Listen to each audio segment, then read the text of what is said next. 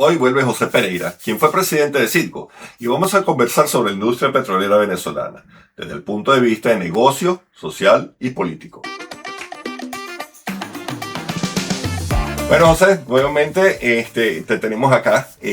Muchas gracias por aceptar, o sea, continuar la invitación, vamos a decirlo. Y bueno, vamos a hablar ahora de lo que es tu experticia, porque, o sea, 35 años en la industria petrolera, algo debes saber de petróleo, ¿no? Sí, alguito. Exacto. Mira, cuéntame una cosa. Ahorita el boom de las noticias de Venezuela es el petróleo. Sí. El petróleo fue, vamos a hacer un poquito de historia de lo que ha pasado con la industria petrolera, ¿no? O sea, Carlos Andrés Pérez nacionaliza el petróleo, este, se hacen las concesiones, se crea la industria petrolera venezolana real, este, que bueno, o sea, estaba funcionando hasta que nuestro no muy amigo Chávez entra en el picture, o sea, entra en la historia. ¿Por qué? O sea, ¿qué pasa con la industria petrolera cuando entra Chávez? Mira, déjame ir un poquitico más atrás para precisarte lo que acabas de decir, porque Ujú. la industria petrolera empieza en Venezuela en los años 15, 20, por allá en el 20, sí, siglo correcto. pasado. Ujú. ¿Ok? Y empieza con una empresa llamada Shell, que es la primera. Bueno, hay unas antecesoras, el Barroso y eso, pero digamos la formal como tal, con empresas internacionales, fue con la Shell. Mi Ujú. abuelo llega con esa empresa. Si tú ves mi segundo apellido, yo soy Pereira Rembeck porque mi abuelo era holandés. Ok. Y llega al lago de Maracaibo y se casa con mi abuela, que era una enfermera de la móvil. O sea, mi abuelo y mi abuela trabajaban en la industria y entonces mi padre trabajaba con una empresa del Estado que se llamaba la Corporación Venezolana del Petróleo, que es la antecesora al Ministerio de Energía y Minas. Ok. Y a él lo mandan a Estados Unidos, aquí a Estados Unidos, a graduarse de ingeniero en la Universidad de Tulsa. Y yo llego aquí cuando tengo 5 años. Entonces, yo regreso a los 12 a San Tomé. La gente que me está escuchando, San Tomé en el estado de Anzoátegui, cerca Ujú. del Tigre, era donde operaba la Gulf Oil, que después pasa a ser Meneven. Mi padre, él muere, pero yo después me quedo, me gradúo y me empleo y empiezo a trabajar con Meneven, pasa a Corpoven. Porque es cuando viene la nacionalización en el 76 de Carlos Andrés. Entonces, lo que era Menegrande Oil Company pasa a Ujú. ser Meneven. ¿Okay? Y lo que era Shell pasa a ser Maravén, y lo que era Móvil pasa a ser Lagobén, y hubo una cuarta que se llamó Corpoven, que fue un poco de empresitas chiquiticas que habían en Venezuela, las metieron todas en un saco y crearon Corpoven. Al año, Corpoven se migra y se fusiona con Meneven, y a los años todas se fusionan y pasa a ser una sola empresa que es PDVSA. O sea, PDVSA empieza, pero ya para el momento que Londres nacionaliza, ya había creado PDVSA. PDVSA tenía una cuestión de que el primer presidente de PDVSA fue, por cierto, un general, el general Alfonso Raval. Él le creó a PDVSA una estructura jerárquica militar. PDVSA se parecía más a un escuadrón del ejército por el tipo de la jerarquía. Tú agarrabas años como que si fuera de teniente a capitán, de capitán. O sea, tenía esa estructura casi que militar. El tema de la disciplina, o sea, por eso es que PDS llega a ser tan exitosa, porque se creó todo un bagaje en base al mérito, lo que se llamó la famosa meritocracia. Entonces, tú iban surgiendo los más meritorios, los que tenían más credenciales. Y Correcto. PDS llegó a tener un plantel ejecutivo de primer nivel. Yo me recuerdo que yo en esa época para mí era como soñado llegar algún día a una posición de esa porque eran gente muy preparada realmente.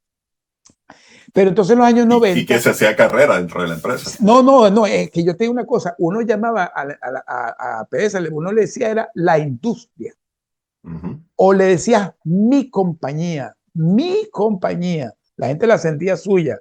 Yo me crio en Santo Tomé y te puedo dar con fe y en todos los campos petroleros que era casi que había como una tradición no escrita que cuando tus padres se jubilaban, a ti te empleaban, era casi que natural. O sea, la gente, tú te empleabas para el resto de tu vida.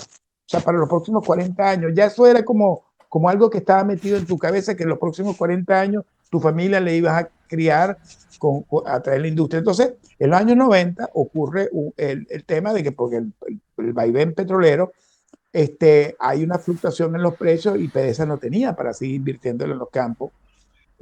Los campos ya estaban bastante, eh, los llaman maduros, los campos maduros, imagínate, o los llamaban campos marginales porque tenían muy poca producción y había que meterle mucho dinero, y es cuando se decide hacer la apertura petrolera, porque eso fue una especie de privatización controlada, porque PDVSA seguía teniendo el control, pero privatizaron los campos y se crean los convenios operativos y las asociaciones estratégicas. Entonces, a mí me asignan a esos proyectos. A mí me asignan esos proyectos y yo empiezo por los próximos 17 años. Yo voy pasando de un proyecto a otro. Yo estuve con los chinos, con los japoneses, con los italianos, con los americanos, con los ingleses, con los franceses. O sea, yo fui pasando de uno a otro hasta que Chávez en el año 2005 decide, 2006, decide nacionalizar los convenios y en el 2007 nacionalizar las empresas de la faja.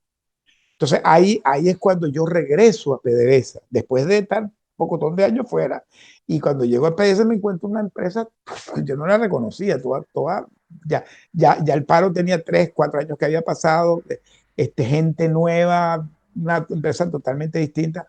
A mí me asignan a CDP lo que había sido la Corporación Venezolana del Petróleo, donde trabajó mi papá, la transformaron en CDP y ella fue la filial que agrupó a todas las empresas mixtas. A mí me asignan a esa empresa. Y yo sigo interactuando con todas las empresas internacionales. O sea, mi carrera siempre la hice en esa área. Y un buen día, en el 2012, me dicen agarre su cachaché que se va para Circo. Y yo aterrizo aquí en el 2012 en Circo hasta que terminé mi carrera y pasó lo que te narré en el evento pasado. Entonces, mi carrera estuvo siempre muy ligada a todo el tema internacional de PDVSA. Y por eso es que yo, para mí, es muy cómodo hablar de lo que viene porque es que yo viví lo del pasado. Y como yo siempre digo, estas empresas son las mismas, no son de Marte. Van a ser las mismas petroleras que van a regresar a Venezuela. Ya yo sé cómo entraron, ya yo sé cómo actuaron, ya yo sé la manera como operaron y ya yo sé cómo va a ser. Esto va a ser, mira, nadie va a inventar la rueda aquí, porque la apertura petrolera fue muy exitosa. Yo creo que esa fue una de las épocas más luminosas de Venezuela, donde hubo mucha inversión, el personal se preparó muy bien, todo el personal que lamentablemente después se fue en el paro, fueron preparadas en esa época a las mejores universidades, los mejores cursos, los mejores entrenamientos, estándares internacionales. Eso va a volver a regresar. Eso va a volver a regresar. Correcto. Ahora, ¿y cuál es la producción actual de petróleo en Venezuela? Mira, Venezuela está entre 900.000 y 1.000.000. Hay gente que dice 800. Yo lo más creíble está como en 900.000, pero vamos a poner una cifra redonda, 1.000.000. Ese millón, vamos a decir que está en 1.000.000. Estuvo hasta hace poquito en menos de 400.000.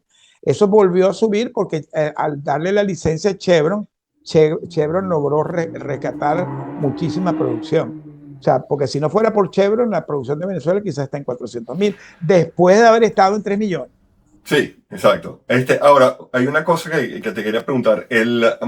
Cuando Chávez nacionaliza la industria, ¿qué pasa con esos contratos? O sea, esa es la razón por la cual Trump dice que Venezuela le robó a las industrias petroleras. Y o sea, sencillamente es una expropiación, básicamente. Mira, eso es totalmente cierto, porque fíjate, ¿qué pasó?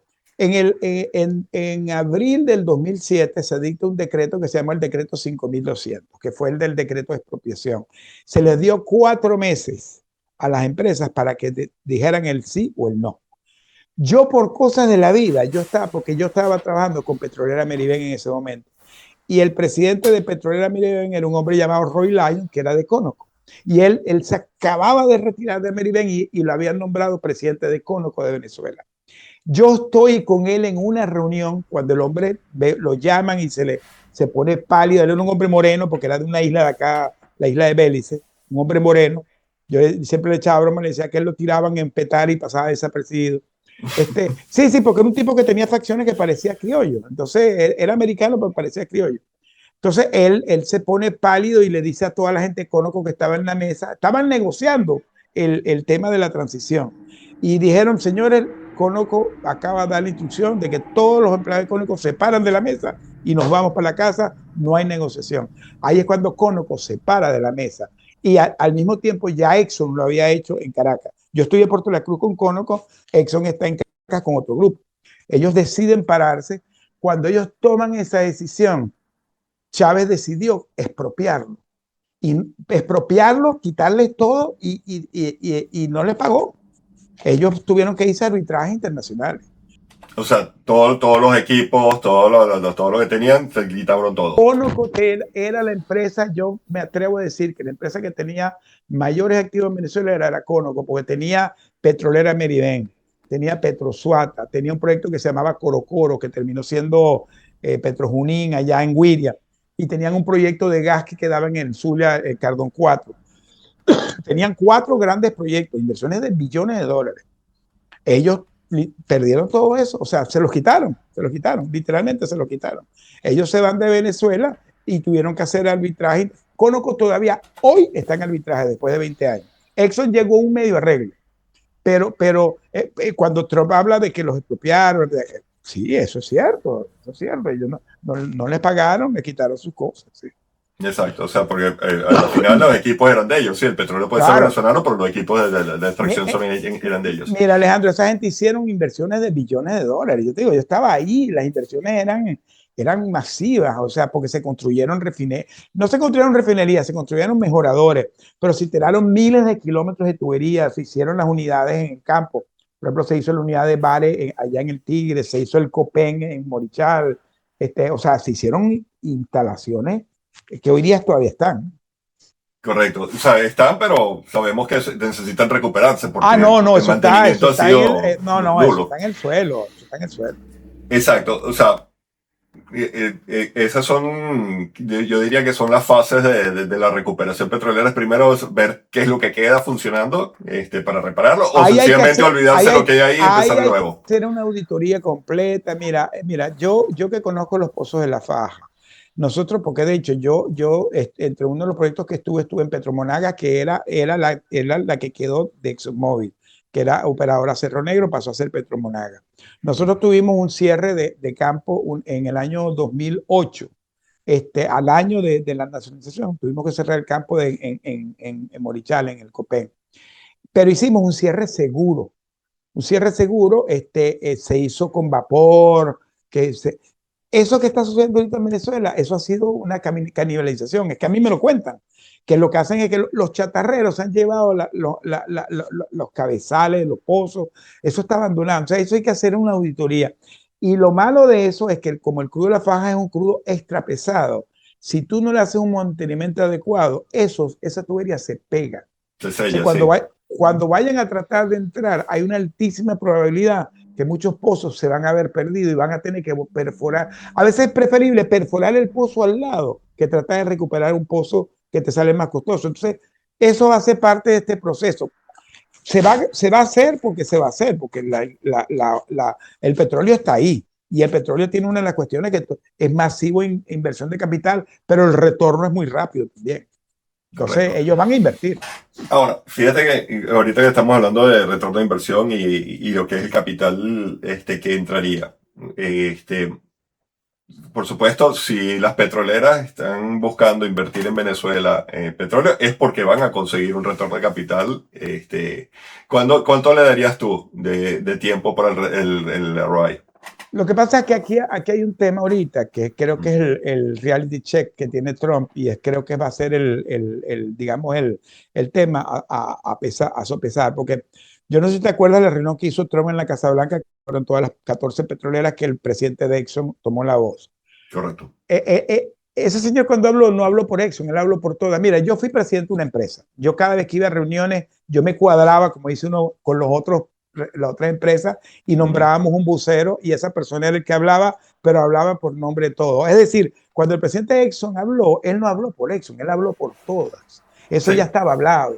Ellos que le estaban diciendo a Trump, te queremos mucho, me gusta el plan, pero bajo las condiciones actuales, Venezuela es uninvestable, es ininvertible. ¿Qué estaban pidiendo ellos? Dos cosas básicamente. Cambio la ley, que por cierto ya ocurrió con la ley de hidrocarburos, pero cambio de régimen. Ellos no.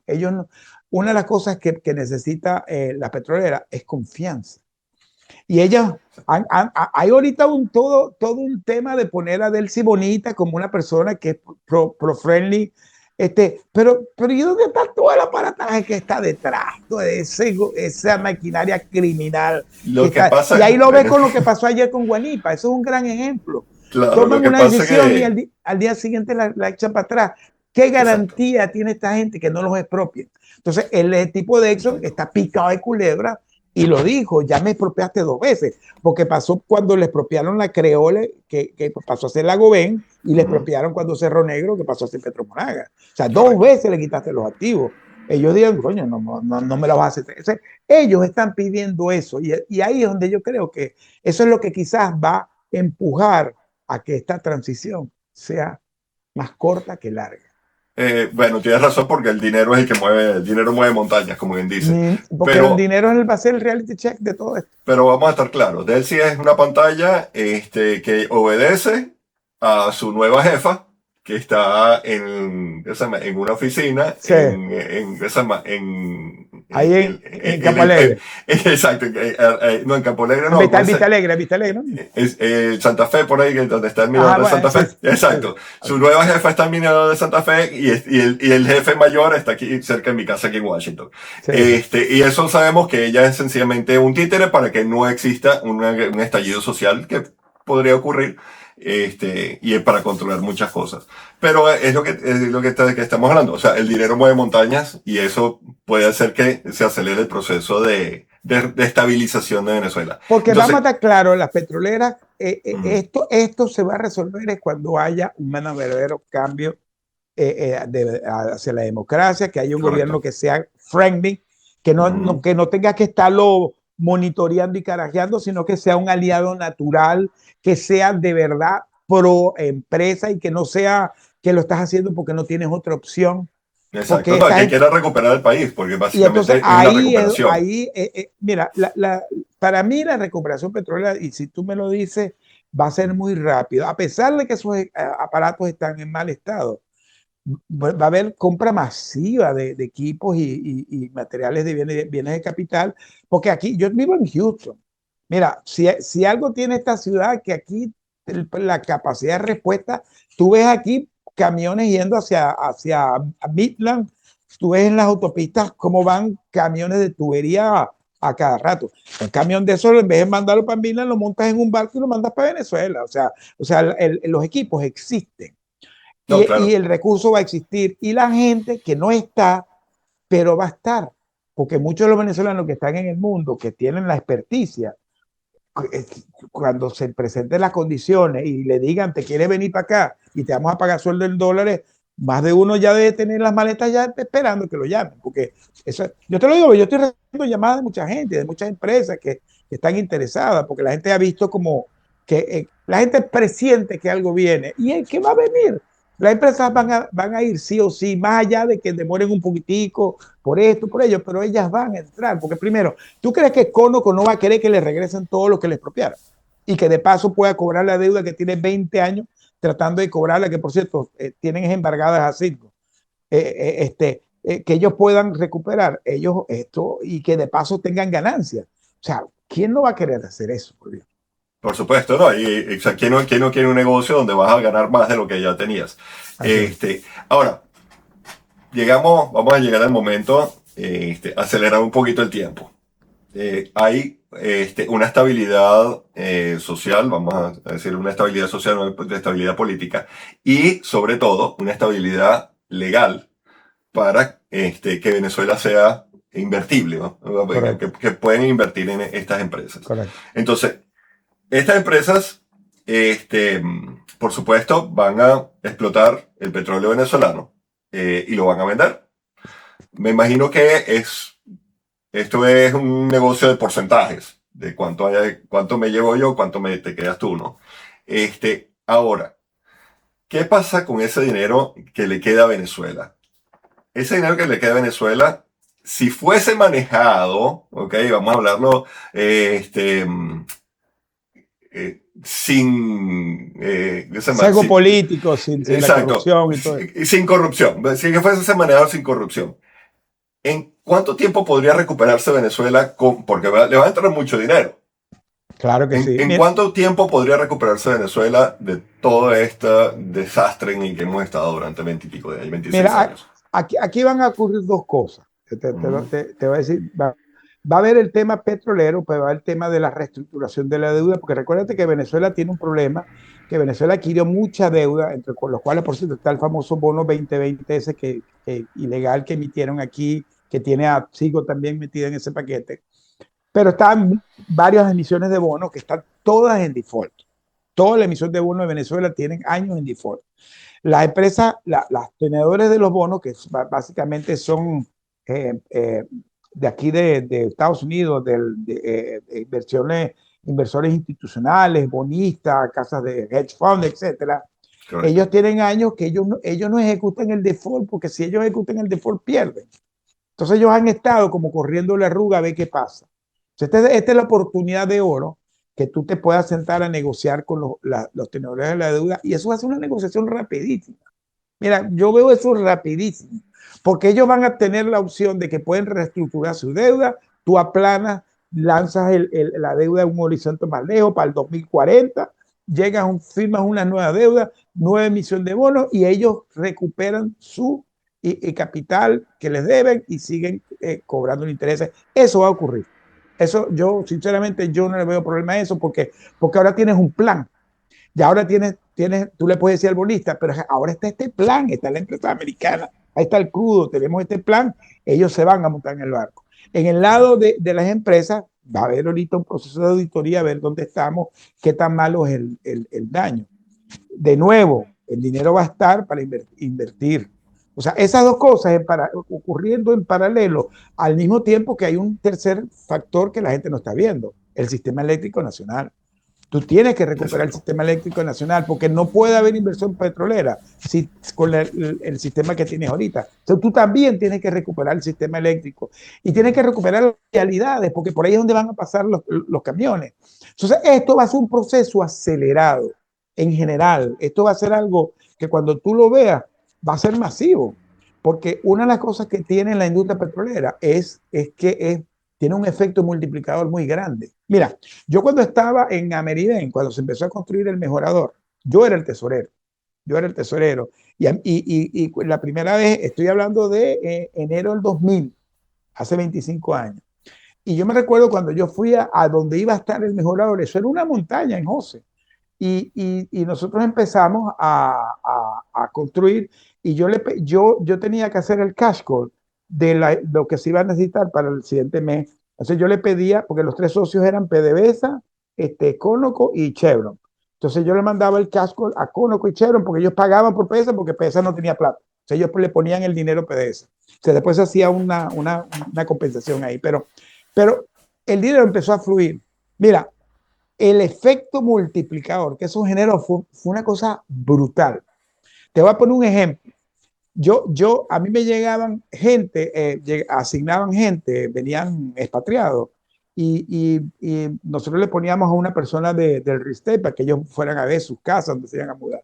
Y decía, me gustaba esta casa y a lo mejor la casa estaba ocupada. O sea, yo iba a hablar con el dueño y le decía, mira, ¿cuánto tú quieres esa casa? Ah, mira, eso son $10,000. Bueno, toma un cheque de 120,000 y salte de la casa. Entonces, eso generó un efecto multiplicador grandísimo. O sea, lechería se volvió un boom. Y tuviste, por ejemplo, en Morichal, en toda esa zona de Maturín, se volvió un boom. En Maracaibo se volvió un boom. O sea, por todos lados se volvió un boom. En Guárico, por allá votado en Valle de la Pascua, todo se volvió un boom. Porque es un efecto multiplicador muy grande. Entonces, Venezuela se va a recuperar muy rápido desde el punto de vista económico, porque el efecto multiplicador va a ser muy fuerte. Porque está partiendo de un piso que está en el piso, en el suelo. O sea, el efecto rebote va a ser muy grande. Donde está el problema no es ahí. El problema es un problema más cultural que otra cosa. Porque Eso te lo iba a comentar ahorita. aquí van a haber dos grandes choques. Primero, el choque cultural, porque tienes un país que tiene 20 y pico años que le vienen adoctrinando, lavándole el cerebro, tanto a los chavistas como a los no chavistas. porque la gente en Venezuela quedaron como atrapados como en una burbuja. Entonces vas a tener esa generación que no vio, la gente de 30 años no vio sino a Chávez, no, no vivió eso que te estoy diciendo yo, no lo vivieron, yo sí lo viví, yo Claro. sí lo viví, yo te puedo hablar de la Venezuela de la bonanza porque la viví. En aquella época en Venezuela Somos dos. nadie se le ocurría irse de Venezuela porque no estaba cómodo allá. Ese es un choque. El otro choque va a ser uno que la gente no está viendo, los venezolanos que están afuera versus los que están adentro. Porque tú, Alejandro, tú tienes ya 30 años fuera de Venezuela. Tú has visto, tú tienes una mentalidad que el día que tú vayas a Venezuela no vas a reconocer a tu país, porque no es el país que tú dejaste hace 30 años. Tú vas a ir con otra visión. Entonces, ahí va a haber otro choque cultural. Ahí es donde yo veo que tiene que trabajarse más la parte de choque cultural que la parte de dinero, porque el dinero, la multiplicación va a ser muy rápida. La producción incremental no va a venir tan rápida, porque eso va a demorar, pero el efecto se va a ver muy rápido. Se va a Claro. ver muy rápido, porque a lo que tú empieces a meter dinero para recuperar las instalaciones, yo lo digo en los videos, la señora que vende empanadas vende más empanadas que han vendido en su vida. Y hago una pausa para recordarles que si les gusta este contenido, denle like al video, suscríbanse y activen las notificaciones de la campanita para que YouTube les avise cuando hay un nuevo episodio. Sí, y lo que tú estás diciendo es muy cierto en cuanto al choque cultural. O sea, las personas que hemos estado afuera, nuestra forma de pensar ha cambiado mucho de cómo Claro. hacíamos en Venezuela. Todavía existen los venezolanos que tienen la viveza, que es el quítate tú para ponerme yo, entonces ahorita ya no hay chavista, entonces me toca robar a mí, que esos son los que hay que evitar a Sí, toda costa, porque sí. esos son los que dañan. Y todavía habrá gente que quiere recuperar el país, habrá gente que quiere esencialmente enchufarse y volver y agarrar y robar, como hicieron los chiriperos y como hicieron los chavistas. O Sí. sea, ahorita me toca a mí.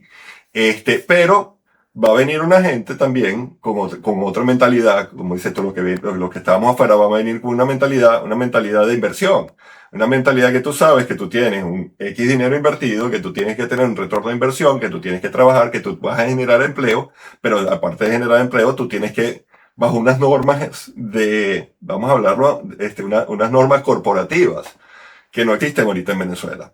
Mira, las Entonces, empresas americanas, eso también se pega, Alejandro, esas cosas buenas. Alejandro, algo que la gente, y lo dije en uno de los videos que hice hace poco, mira, en Estados Unidos hay una norma que es la FCPA, que es la Foreign Currency Practice Act. Ujú. ¿Tú sabes de qué se cuidan las empresas transnacionales de esa ley?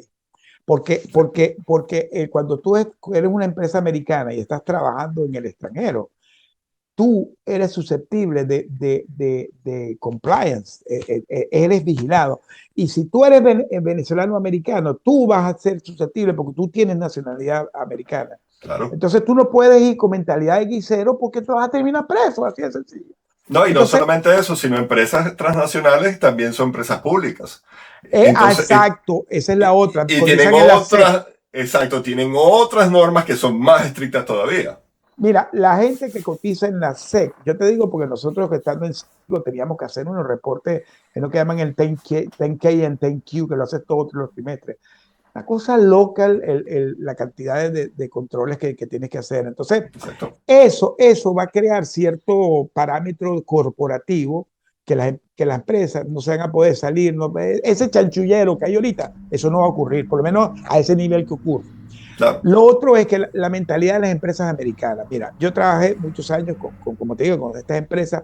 Las empresas norteamericanas tienen una cuestión que es que esta es cultural. Ellos todos lo subcontratan. Ellos tienen Eso. aquí Ujú. el equipo gerencial, los tomadores de decisiones, pero en el campo, en el día a día, eso te lo van a subcontratar. ¿Y quiénes van a hacer eso más que la gente que conoce eso, que son los venezolanos? Mira, tú vas al área, por ejemplo, voy al Tigre, la Faja. Ahí hay un asentamiento indígena que se llama Tascabaña. Lo que me estén escuchando, sí, Tascabaña. Tascabaña es de una etnia indígena que se llaman los Cariñas. Esa gente tiene hasta un gobernador ahí adentro, tiene sus propias leyes. Tú cuando vas a hacer operaciones petroleras en esa área, tienes que ir a hablar con el gobernador de Tascabaña. Tienes que negociar con él te pone empleo porque eso pasó en el pasado. ¿Tú crees que un americano va a saber hacer eso? van a buscar un No. venezolano que haga eso. No, y van a haber muchas microempresas que van a prestar servicios a las Mira, petroleras. Alejandro, nosotros teníamos la señora que le echaba agua a las maticas, era un contrato.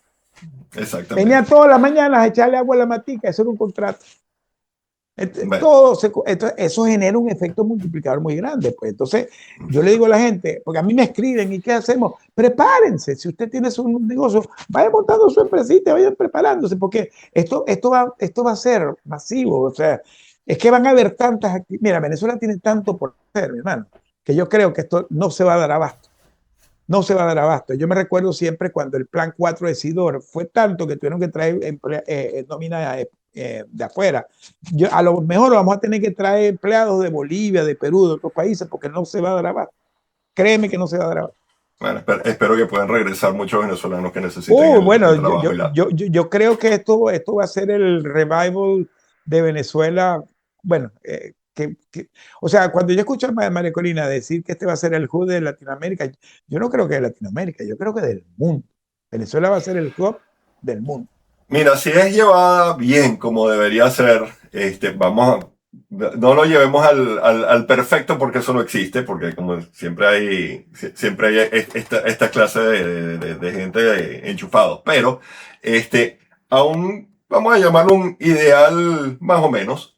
Venezuela puede volver a ser o sea, lo que fue antes de todo este desastre entre inclusive Carlos Andrés. O sea, puede llegar a ser Mira, mira, una mira, belleza de país. mira, Rockefeller siempre decía que el mejor negocio del mundo es un negocio petrolero y el segundo mejor negocio del mundo es un negocio petrolero mal manejado.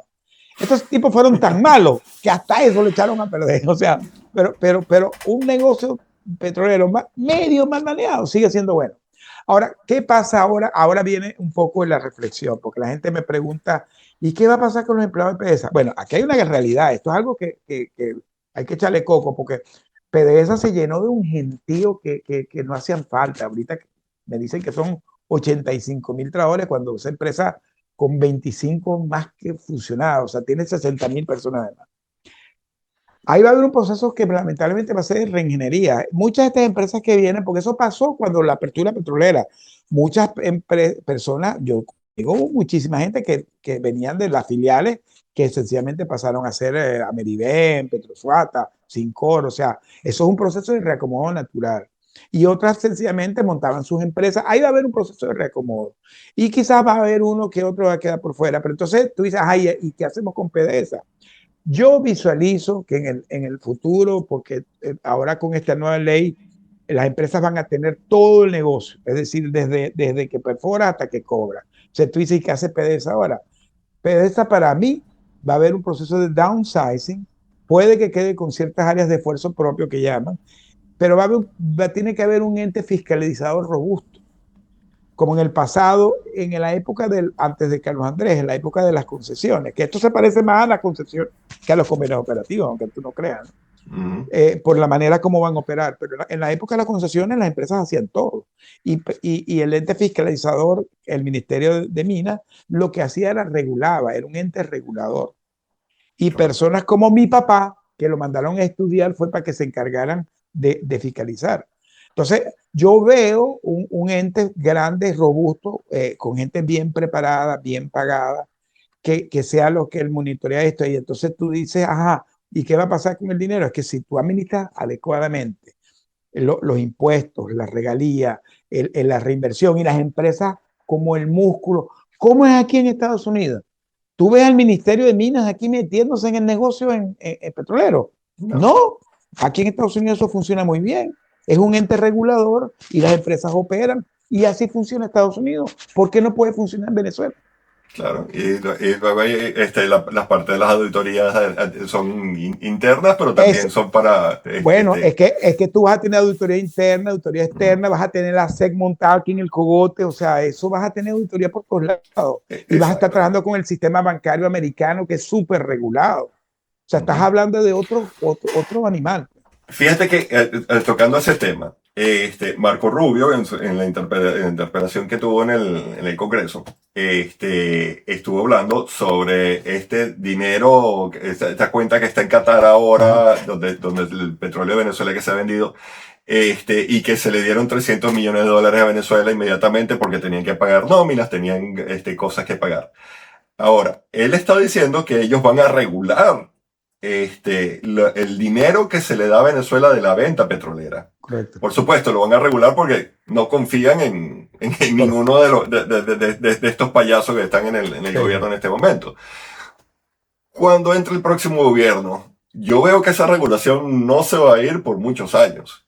Yo veo que esa Mira, regulación va a estar ahí yo, encima de la industria petrolera y de lo que le dan a Venezuela y cómo se gasta ese dinero. yo creo que todo va a ser una dependencia de la manera como, porque para mí, y esto no es cuestión política, es una realidad. La Ujú. próxima presidenta en unas elecciones libres va a ser María Corina Machado, no tengo la menor duda. Y porque, bueno, porque es la persona que representa ese capital que de ahorita, ¿no? Entonces, eso va a ser parte de las nuevas autoridades, de esa nueva realidad de cómo manejar.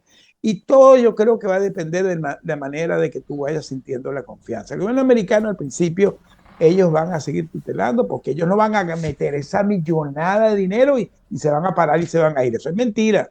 Sí. No, ellos tienen que asegurar de que esa inversión sea Inclusive retomable. la parte militar, o sea, ellos tienen que asegurar su inversión. Que no, el mismo Trump lo dijo ayer, anteayer, que ellos no pueden aceptar que venga otro loco y se monte y entonces se pierde todo el esfuerzo. El gobierno americano afortunadamente ha aprendido de los errores del pasado, porque si tú vas a la historia y ves lo que pasó en Libia, lo que pasó en Irak, lo que pasó en Afganistán, dime tú Afganistán, que fue una locura, lo que pasó en Siria, en todos estos países, ¿qué ha pasado en el pasado? Que llega a Estados Unidos, saca el dictador, se van y dejan un gobierno interino y se van. Y esos países se vuelven un desastre.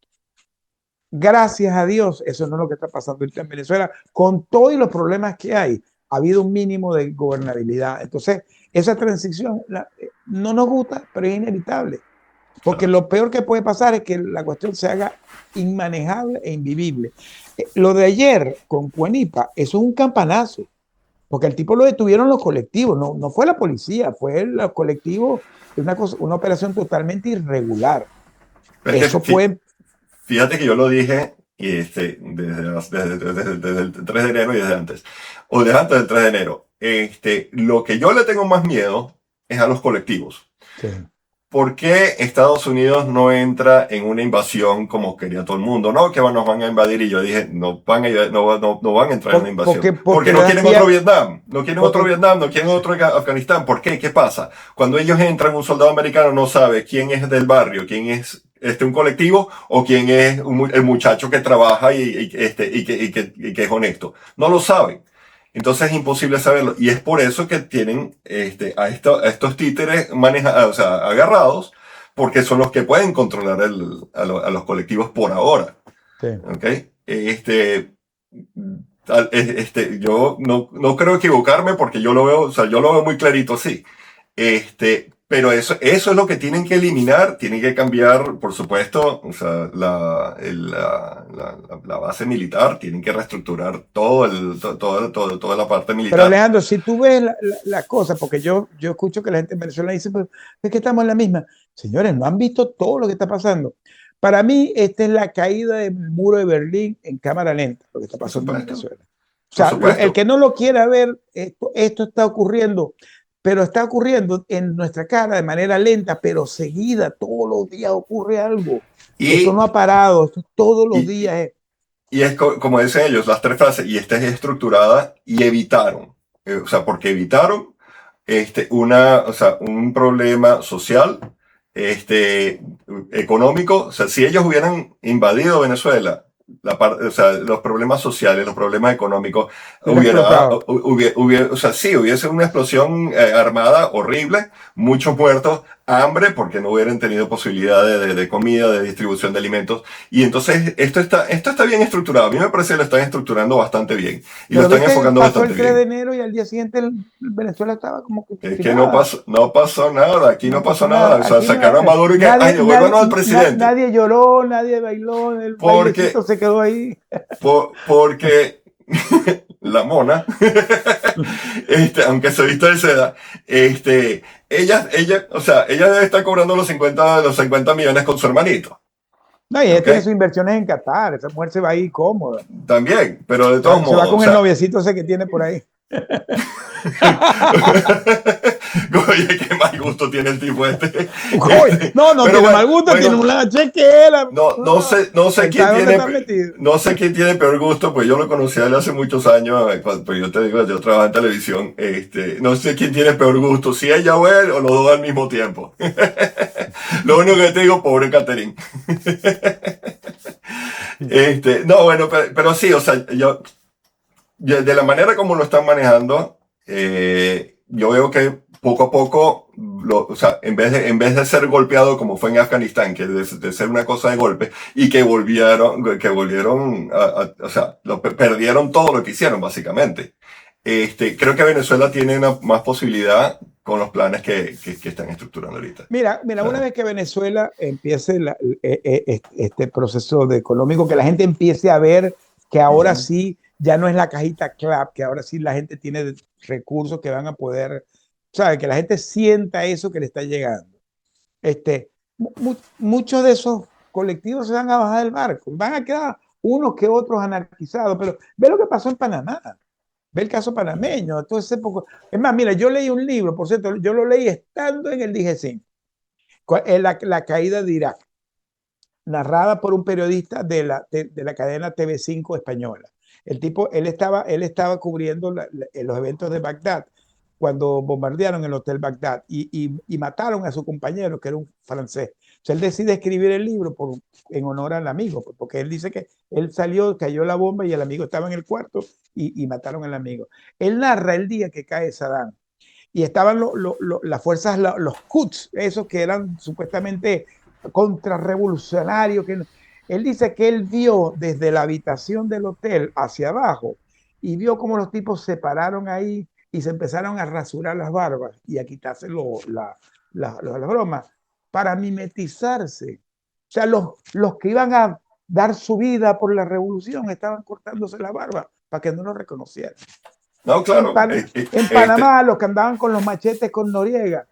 O sea, eso es lo que tú dices. Si tú lo hubieras manejado de otra manera, a lo mejor termina esta gente agarrando un monte con la guerrilla y creas un movimiento guerrillero. Pero si lo haces así, como lo están haciendo, ujú, no te voy a decir que no hayan, porque eso no va a ser del día uno, por pero, supuesto. pero el proceso puede venir de manera más natural. Eso es, yo creo y espero no equivocarme, que es lo que va a suceder. Claro, lo único que, bueno, lamentablemente se va a diluir en el tiempo muchas de estas personas que merecerían estar presas por todos los crímenes que cometieron. Mira, Se van a diluir en el tiempo, pero es aquí va, preferible que se diluyan y que no fastiguen más. aquí va a ocurrir algo que no nos gusta, pero va a tener que ocurrir, que van a haber gente que van a salir impunes, Ujú. porque eso ha pasado en todas las transiciones. Vete a la transición en Argentina, la chilena, la brasileña. Mira, Siempre hay lo que me comentó cuando el ingeniero César Abreu, que cuando República Dominicana también, esa transición, todo esto, o sea, la impunidad se diluyó en el tiempo. lamentablemente, fíjate, Ujú, deja heridas abiertas, porque fíjate el caso en Argentina, tuvieron hasta hace poquito todas las madres de Plaza de Mayo. O sea, hay heridas que van a quedar abiertas. Es lamentable, pero eso es parte del proceso. Yo te digo una cosa, yo veo el caso de Venezuela, un caso muy parecido, salvando la distancia, al caso de Sudáfrica, cuando Mandela tuvo que crear todo el proceso de reconciliación nacional. Pero tú tienes que crear ese proceso de reconciliación nacional, te guste o no te guste, porque cuánta gente no quiere sangre por todo lo que sufrieron. Pero si tú caes en esa vorágine, el país nunca va a salir para adelante.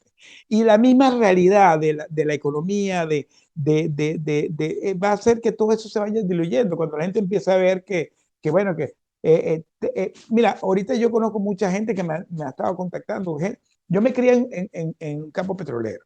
Me crié con amigos míos que muchos fuimos a estudiar y otros montaron sus empresas contratistas. Todos venimos de la misma porque nos grabamos había un liceo que era el San Antonio en el Tigre y todos estudiamos ahí. O sea, ahí nos conocimos todos. Que por cierto, conmigo estudió Tarek William Saab, casualmente, porque él era de esa época. Él era contemporáneo mío del Tigre. Yo estudié con él. Entonces, él era el hijo de un árabe que tenía, hay una calle en el Tigre que se llama la calle Bolívar, que le llaman la calle de los turcos, porque todos son puros árabes. Y Él vendían viene, electrodomésticos, me y imagino. venían electrodomésticos. El papá era uno Exacto. de esos. Era uno de esos. Entonces lo que te quiero decir es que mucha de esa gente hoy en día están por el mundo porque les expropiaron o perdieron todo, vinieron los bolichicos y le quitaron sus negocios. Esa gente quiere regresar. Y son gente que legítimamente quiere a su país, tienen el conocimiento y tú, o sea, esa gente va a regresar. Esa gente va a regresar. Y esa es la gente que necesita Venezuela hoy día porque conocen los campos, conocen lo que hay que hacer, conocen la gente, tuvieron mano de obra que lo que hacen es levantar. Entonces un amigo me dijo, mira, yo lo que tengo que levantar el teléfono y empezar a llamar a la gente para que se vengan a trabajar conmigo. Qué bueno, qué bueno. Vamos a ver si de repente yo también voy a trabajar para allá. No, nunca he trabajado en la parte petrolera, pero lo que pasa es que yo trabajo con drones, con imágenes aéreas. Y Pero, entonces hacemos survey, mapping, todo este tipo de es cosas que, mira, que puede funcionar para. es que la industria petrolera tiene tantos bemoles, Ujú. porque no es solamente trabajar, es todos los colaterales. Mira, yo conocí a un muchacho, cuando yo llegué a Meriben en el año 2000. Nosotros teníamos una oficina en el centro de Letonia, en Caracas. Éramos un grupito y el gerente del proyecto, porque era un proyecto que estaba empezando, era un americano que él venía de Conoco. Charlie, no así el apellido, porque no me escuche y diga, me estás mencionando. Charlie. Bueno, Charlie era mi jefe y me acuerdo yo que él tenía un chofer que se llama Pablo, no decía el apellido, Pablo, que tenía un carrito. Y entonces el día que nos estamos viniendo para Puerto de la Cruz, Charlie me dice, oye José, ¿por qué no hablas con Pablo para ver si se quiere venir con nosotros a Puerto de la Cruz? Y él se vino. Y entonces un día Charlie me dice, oye José, vamos a ayudar a Pablo para que se compre otro carrito. Y le vamos a comprar el carro y se lo descontamos de su factura. Pablo compró un carrito, después compró otro carrito, después otro carrito. Un día le pidieron un autobusito. Ese hombre llegó a tener la flota de transporte más grande de la FA. Y el día que hubo la nacionalización del 2007, me acuerdo yo que se estaban renegociando todos los contratos. Y él me dijo, ya voy para el carrizo. Ya yo estoy cómodo. En cosa de 7 años, hizo todo el dinero del mundo bien habido a través de la flota de vehículos porque él estaba en el sitio indicado en el momento indicado. O sea, lo que te quiero decir que esto va a dar para todo, o sea, porque es el carro, como te digo, la señora, nosotros teníamos un contrato que siempre me acuerdo, una señora llegaba todas las mañanas a echarle agua a la matica, eso era un contrato, se la Bueno, cobraba por echarle agua a la matica, imagínate. está bien. Como debe ser, que se paguen Y se la sueldo. pagaba a precios internacionales, de paso. Exacto. Que las cosas se paguen, que el trabajo se pague y que sea meritorio. Y que sea meritorio. La Eso gente lo hace es lo más bien, importante. lo hace con calidad porque te están pagando bien. Entonces Ujú. todo eso es un efecto. Todo eso es No, efecto. y es que lo que se tiene que acabar son los contratíticos de que si el primo o el sobrino de mi esposa es el que contrata al sobrino de mi esposa, que es el no, eso es lo que se tiene. Eso es lo que se debería acabar también. Correcto, correcto. Pero vamos a ver si se logra. Eh, va- va- Bueno, vas- José, de verdad, muchísimas gracias. Esta conversación ha sido muy interesante, muy buena, muy amena. Espero poder tenerte de invitado nuevamente muy pronto. bueno, cualquier cosa me avisas y espero que la gente que escuche esto, mira, que vea las cosas del lado positivo. Sabemos que es difícil, tienes 20 y pico de años, tú quisieras que la cosa fuera más rápido. Señores, tienen 20 y pico de años, espérense unos mesecitos que la cosa va a cambiar. Este es el muro de Berlín cayendo de manera sostenida, lenta, pero ¿cómo es? Sin prisa, pero sin pausa. Exacto. Bueno, a todos, muchísimas gracias por llegar hasta acá. Recuerden, compartan, denle like, y suscríbanse, y sigan a José, que el Instagram está, la información de su Instagram está ahí en la pantalla, porque tiene bastantes videos bien interesantes y bueno, él está montando videos todos los días, casi todos los días estoy viendo videos de él en Instagram. Muchas gracias y bueno, nos vemos hasta la próxima. Chao, pescado.